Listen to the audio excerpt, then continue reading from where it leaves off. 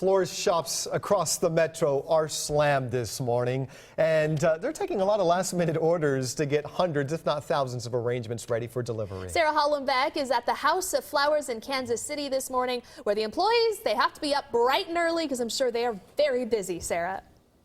Good morning, Curtis and Jojo. They were not only up late last night, but then again this morning. And take a look at some of these roses. I think they're very amazing, just crazy colors. And they tell me that they've seen a 50% increase from last Valentine's Day. So already things are off to a great start, and the day hasn't even really started. These ladies have been working all morning trying to get all these floral arrangements ready for delivery, which starts in about an hour. They'll start delivering all of these flowers. Mona, you're telling me that this is the biggest day of the year, obviously, but what are you expecting for today? We are expecting a major crowd here, lines to be out the door, and we're expecting for our customers to be well satisfied, and we have an excellent product here, and we're just expecting to be very, very busy today. Luckily, with the temperatures being so warm, you don't have to worry about wrapping up the flowers and getting them ready to go out in the cold. Does that help your business too? It does. It saves on time, and it saves on additional inventory that we need, and the customer is able to see their arrangement full force and full blown.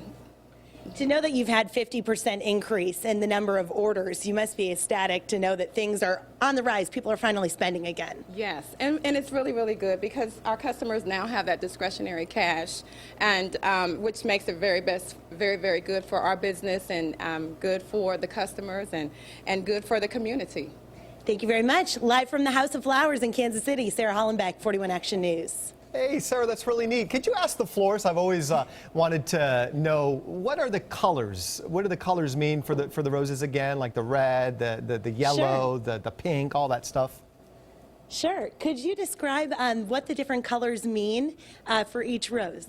Well, red definitely means love, and yellow is friendship, and white is purity.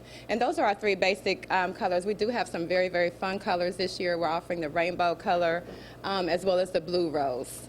What does the rainbow One last thing mean? I want to show you guys. You know, guys are always last minute Charlies. There's one thing that you can come into any floral shop today. If you didn't order anything, you can always come and grab something from one of these refrigerated areas. So that's always a good tip too.